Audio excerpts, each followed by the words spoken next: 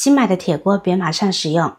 你家做饭是否老是粘锅糊底，炒出来的菜没有锅气不好吃呢？其实那只是你没有开锅。今天教你正确的开锅方法。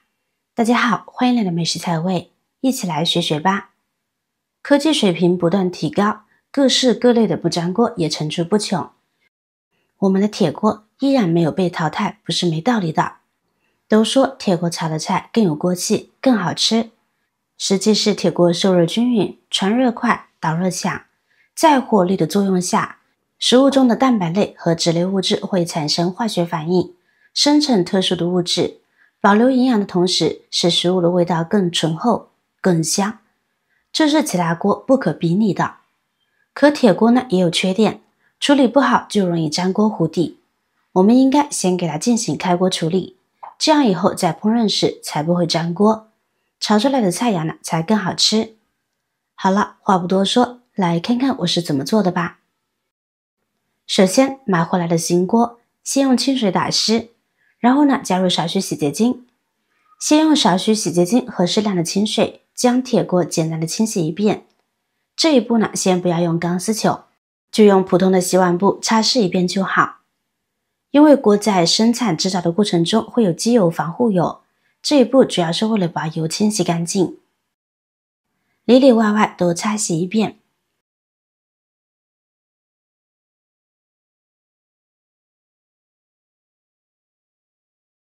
洗好以后沥干水分，然后用抹布将其水分都擦拭干净。接下来我们再进行下一步处理，把锅架在灶台上，将锅的四周先烧干后再烧一烧锅底，整个过程大概持续3-5分钟，直至看见锅壁的颜色明显加深，出现灰蓝色、白色烟雾时即可。铁锅表面的涂层通常是由一层薄薄的锈铁颗粒组成，这种涂层在制造过程中起到了保护铁锅不被氧化的作用。当我们购买全新的铁锅时，厂家会在制造的过程中使用食品级别的油脂进行包装，以确保锅面不会生锈。然而这一层薄膜并不足以让铁锅完全防止氧化。当我们第一次使用铁锅时，锅面与高温和水的接触会产生化学反应，使铁锅表面发生氧化，形成一层粘性锈醇。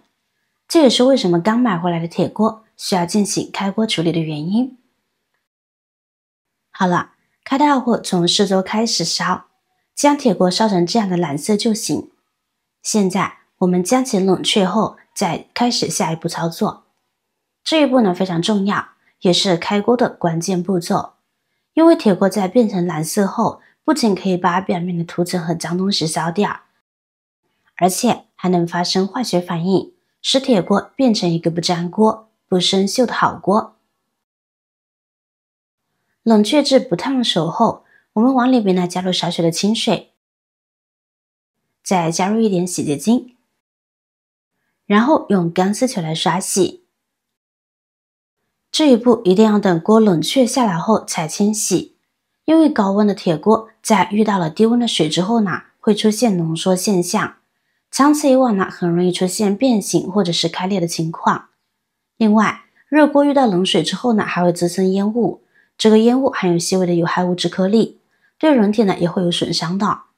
所以我们平时炒完菜之后不要立马把锅具放在冷水下面冲洗干净，会使铁锅更容易生锈，减少寿命。这里用钢丝球可以更容易把刚刚烧出来的脏东西刷洗干净，边边角角都要刷洗到位，然后用清水将其漂洗干净。新锅买回来以后边缘是比较锋利的，所以将其水分晾干后，我们用砂纸把边缘的内侧和外侧打磨一下，将锋利的边缘磨平，这样可以避免不小心被划伤。也可以用磨刀石代替，两者都没有的话，可以买一块砂纸，5金店就有卖的，而且特别便宜，1块钱就能够买2块了。好了，接下来我们再次往里边加入清水，然后加入少许的白醋，再用钢丝球来刷洗。白醋有醋酸，可以和铁锅发生化学反应，可以把锅清洗得很干净。如果家里的铁制品生锈了，用白醋能轻松地将其清洗干净。刷洗到位后，用清水漂洗干净。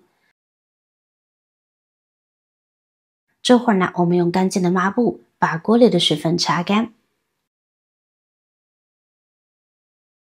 然后将其放到灶台上，开中火。我们往里面呢加入1包食用盐，然后用刷子搅拌食盐，将铁锅刷2-3分钟就可以了。能够将铁锅表面的脏东西去除干净，也能将铁锅摩擦得更光滑。新锅用盐炒的原理是通过盐的吸热性和热传导性质，和食盐具有很强的摩擦力，去除锅表面的油脂和杂质，并增加锅的不粘性，使锅更加的耐用和易于使用。而且经过食盐打磨的铁锅，除了不容易粘锅之外，还能够去除铁锅里面的铁锈味，让烹饪的味道更加纯正。现在我们把食盐倒出来，然后我们往里面呢加入食用油，油的量稍微大一些，然后用铲子铲油，或者是转动铁锅，让食用油浇到铁锅的每一个角落。这个过程叫做吃油，一定要让铁锅内部的每一处空间都均匀的沾到食用油，再继续把锅烧至冒烟即可。